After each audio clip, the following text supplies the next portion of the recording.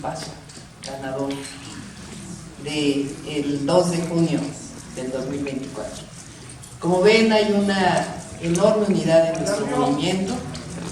Están aquí quienes participaron en la encuesta para la coordinación nacional de nuestro movimiento y mujeres de primera también que son parte de este equipo de la coordinación de campaña.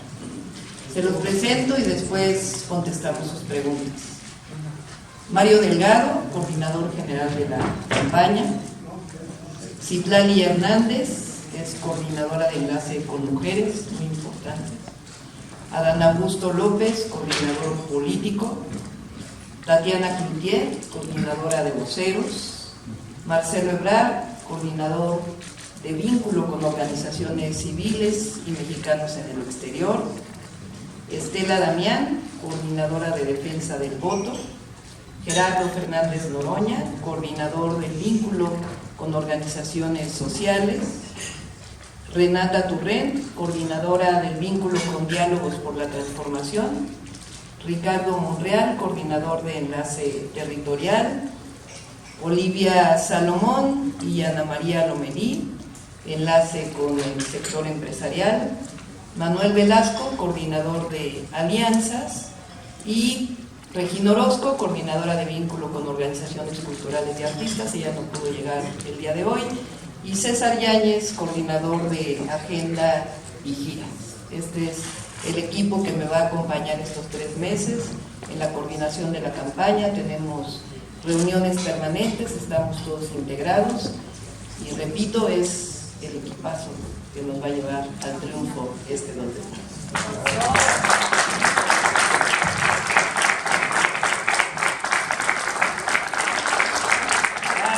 Paulina Silva es enlace con los medios de comunicación, ustedes ya la conocen. Iniciamos ronda de preguntas y respuestas con Carlos Navarro del Heraldo. Acá está.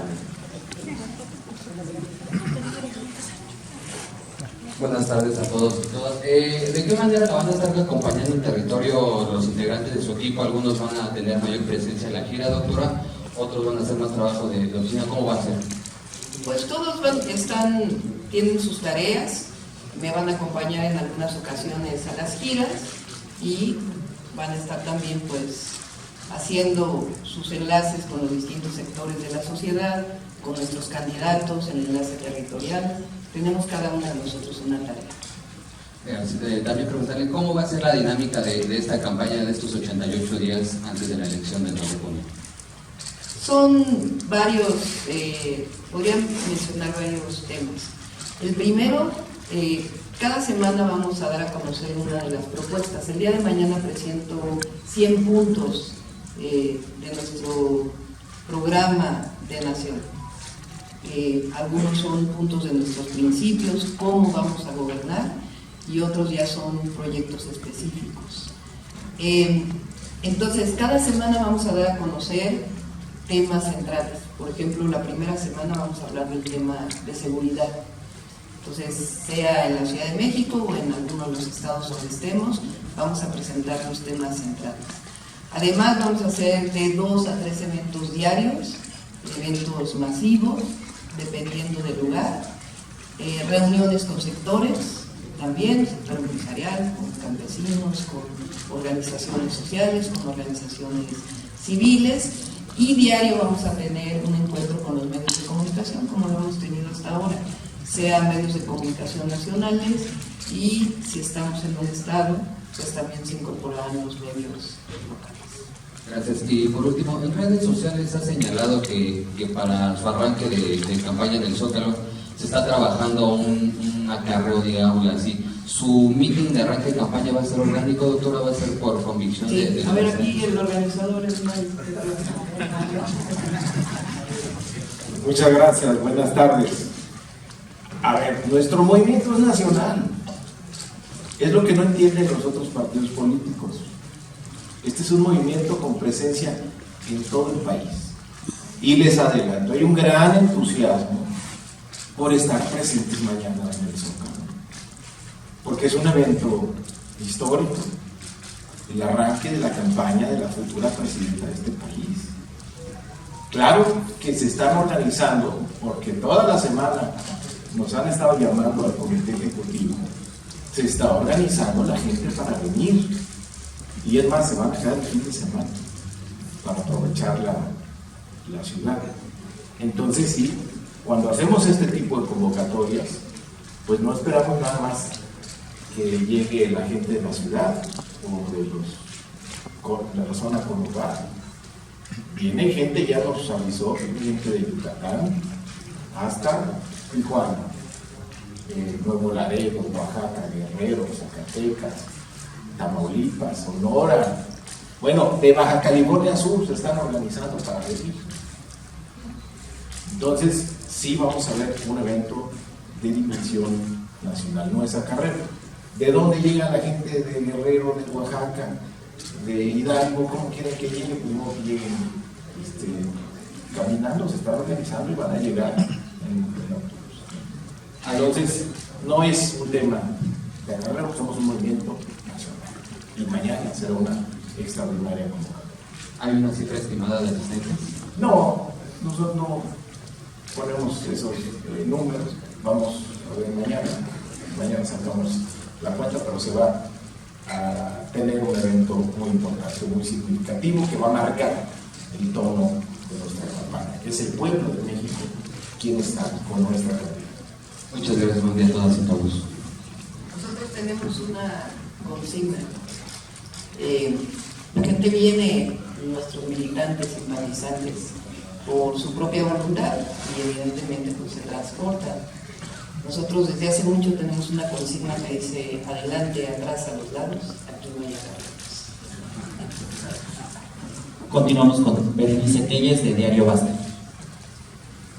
Buenas tardes, doctora. Entonces, ante esta advertencia que ha hecho el presidente Andrés Manuel López Obrador sobre la manipulación, la desinformación y las campañas negras en la Ciudad de México, donde incluso él menciona que la ciudad se está enfanizando, ¿cuál es su opinión y cómo es que se pretende brindar al movimiento de la Cuarta Transformación ante esta embestida mediática que pretende mermar el ánimo y la confianza del pueblo en la Ciudad de México?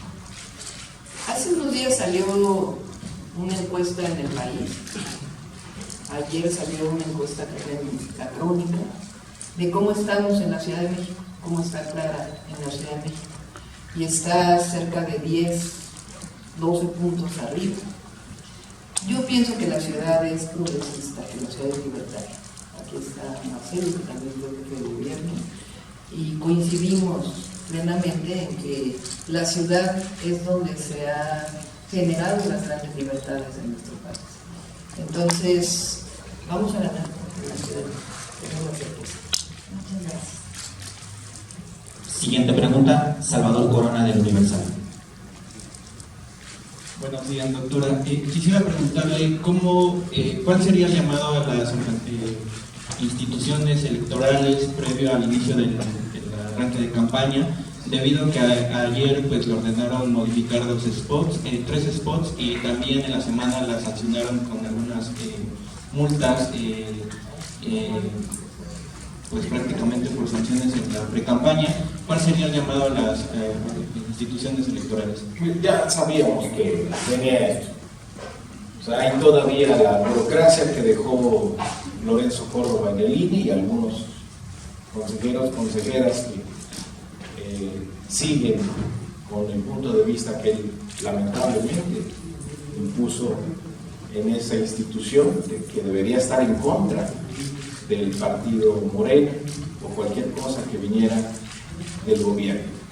En el registro de nuestra candidata nosotros pedimos que se aplique la ley, pedimos equidad, que se deje de manera libre al pueblo que decida en esta elección, una elección que va a ser pacífica, que va a ser democrática, que va a ser muy libre, porque por primera vez no va a haber intervención del gobierno. Nos bajan 2 spots porque en el criterio de 2 consejeros electorales no cumplen con los requisitos. Nosotros, por supuesto, que vamos a impugnar, pero vemos esta actitud de confrontación permanente en contra de nuestro movimiento. El área de fiscalización, lo hemos dicho, no actúa de manera imparcial. La nueva persecución política la disfrazan de fiscalización para estarle poniendo multas de manera reiterada a nuestro movimiento. Sí tenemos un spot, vamos a ocupar el 100% de los espacios con este spot que fue aprobado. Estamos a tiempo, vamos a arrancar, vamos a cubrir todos los tiempos oficiales y durante la semana se incorporarán los dos spots que nos bajaron, pues con las adecuaciones que nos están pidiendo, pero vamos a estar presentes. Nada más una pregunta directa pues a Marcelo Ebrard, saber cómo va a apoyar en el equipo de Claudia y saber qué sucedió con Jesús Valdés Peña, pues ya cambiaron, ¿no? Hicieron un cambio. Bueno, Jesús está incorporado a las campañas como candidato a diputado, entonces va a estar en esa función.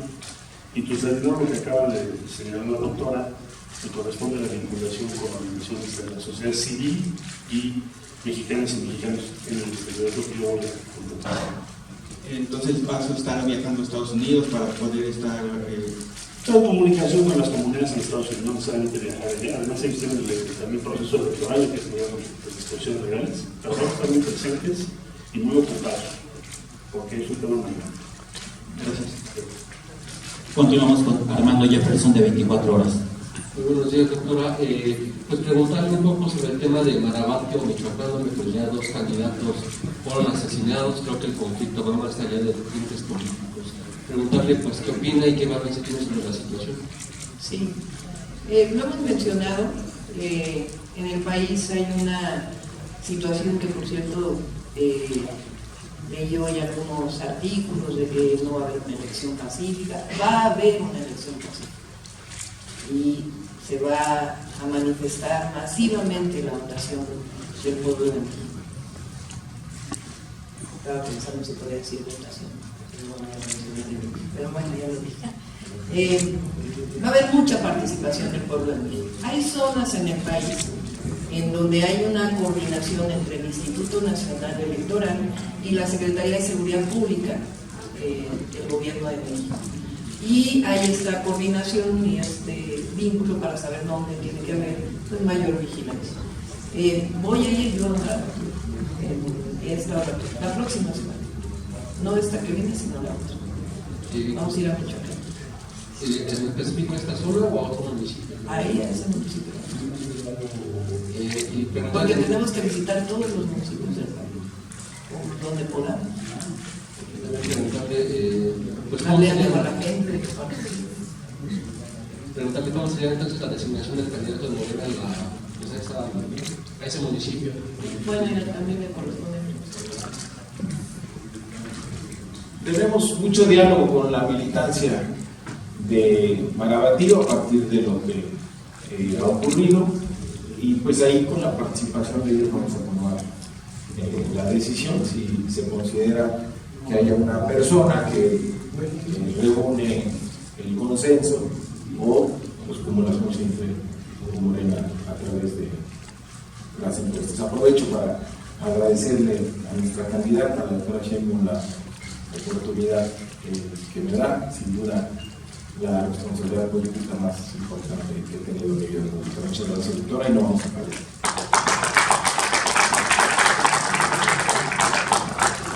Siguiente pregunta, Jimena Mejía del Grupo Imagen.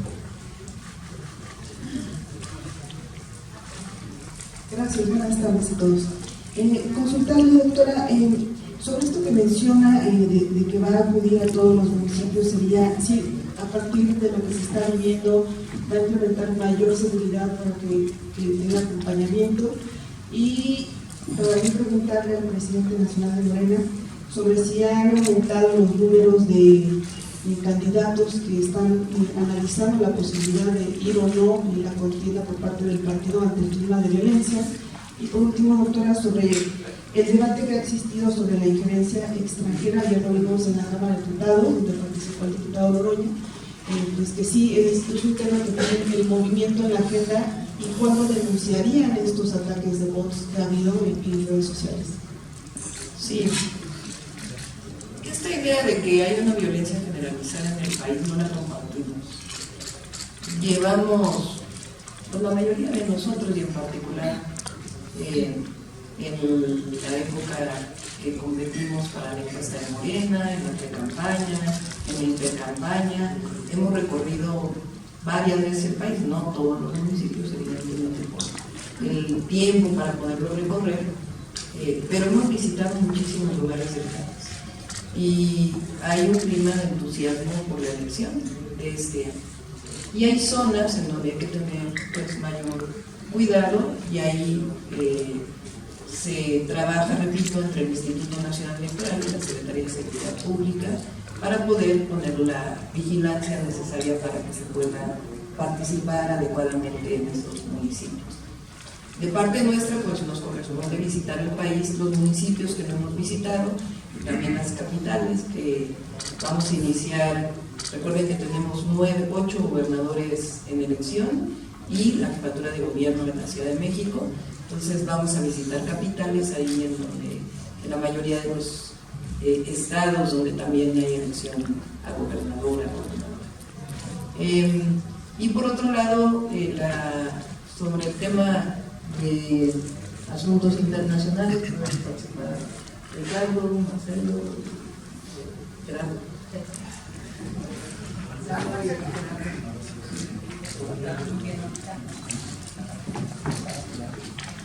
Bueno, yo diría, en primer lugar, que tenemos que tener claro, y lo puse en un Twitter hace poco, que la filtración de los documentos en este informe se la vea. Tenemos que ver cuál es la motivación de ello. Se da en un momento del proceso electoral en México.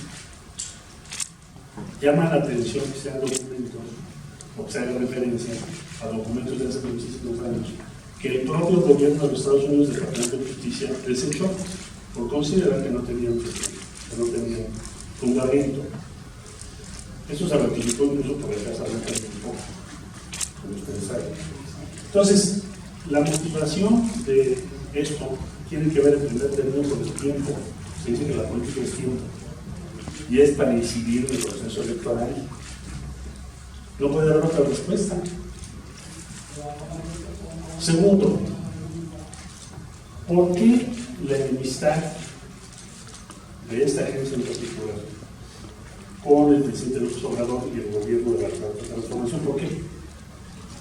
Además del objetivo político que ya describía sobre electoral, incidir en las elecciones o tener injerencia en las elecciones en México o facilitar una opción contraria al gobierno en las elecciones de México. Además de eso, ¿cuál es la motivación?